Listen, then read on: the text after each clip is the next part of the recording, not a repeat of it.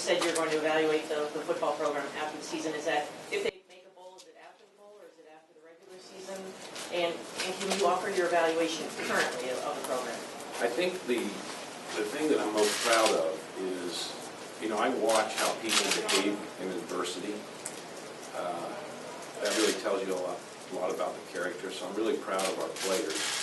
And you heard me mention the seniors. These guys have shown up every week, played really hard. As Brady said, they've been practicing really hard for the next game. I'm also proud of the coach's ability to work extremely hard during that situation. And the end of the season for me is, the question I hear in your comments, whether it's a certain date. I just have said the end of the season because when I get there, I'll know that I'm ready to talk about it. Right here.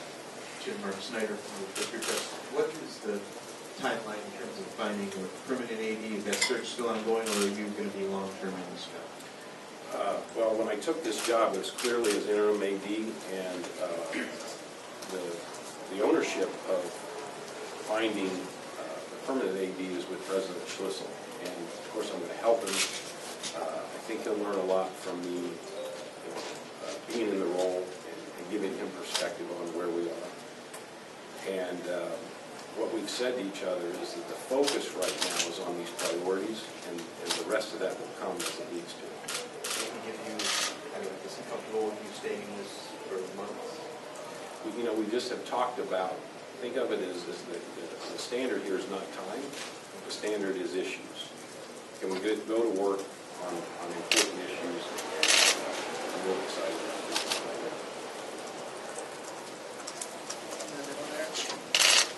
Hi, Jim. Susie Baker of the Local Press.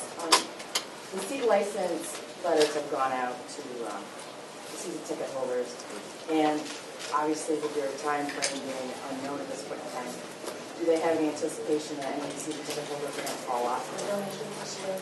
Have they chosen to look at that, or not yet? Well, maybe it's not clear, but the season ticket licenses go out in December because there's a tax relationship to that transaction. But the deadline for buying them is well into the spring. And so I think the pressure is probably more the tax than something that I'm going to say or not say. Dan Murphy from ESPN.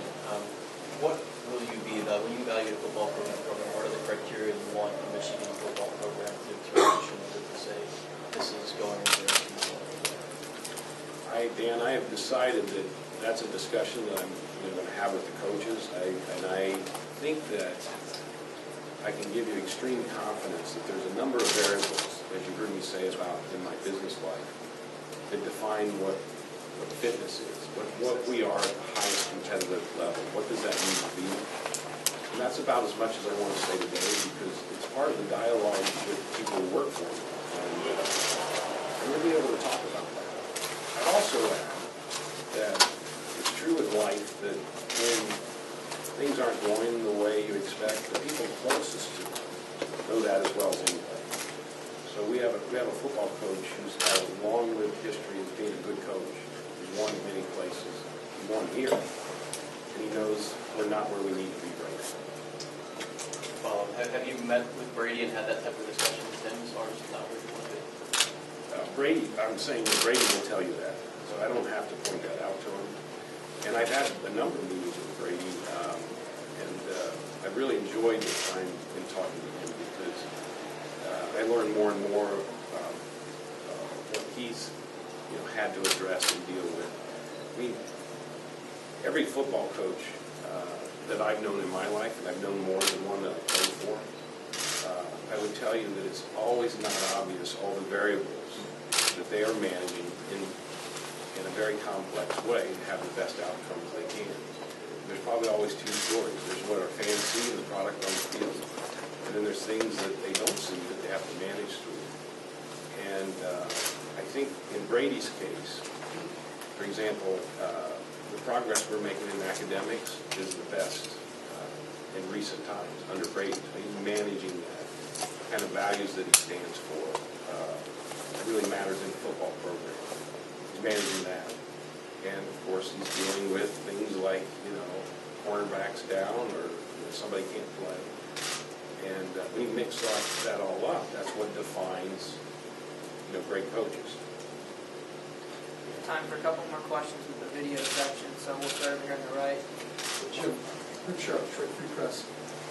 Are you concerned that the longer the wait goes on before you make a final verdict on Brady will have a negative effect on recruits with all the whispers out there that recruits for the next year's class are considering because they do not know what direction this program is headed? No, I'm not, Drew, and I think the reason is twofold. First of all, there's a higher principle here at work, which is think about the way you'd like to be treated if you work for somebody, and in that state, you really expect the respect of your assignment through its term, and we owe that to the people who work for us here at Michigan. So everybody who coaches here at Michigan knows there's performance evaluations at the end of their season. But secondly, and I'm sorry to use the phrase, this is Michigan. And if I'm a recruit and I'm staring at the history of this place and the academic standards that I just talked about and what it's like to be in that big house next door, I think that we have a fantastic story. And it doesn't depreciate with the time of 3 to 4 weeks.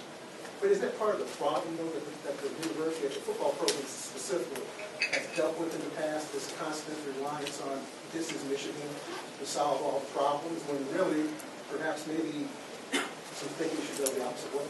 Well, I'm really confident that there would be a line from here to stadium of people in my job that would love to be able to have what Michigan's had. I have no question about that being an advantage. And I do agree that what's really healthy in business in our program here is that you have to have a really healthy sense of what does it take to compete. And you can't rationalize that in any way. And if you're not where you need to be, you need to address it. All right, well, this will be the last question for the video portion, so Nick, you get the last question. Jim, Dave Bumgarner, MLive. Just real quick, is this a job that you're interested in permanently? Well, I know you're interim, and that's what you're brought here for, but do you have interest in this position permanently? What I would do with that question is say, I first got to talk to Kathy Hackett about that. She's asked me the same thing. But in all seriousness, and people who know me know this is the way I work, the challenge right now, I'm so focused on that's the question. And anything that follows that in a way that becomes actually clear. And so for me, for Jim Hackett to be asked to be interim athletic director and to accept it was about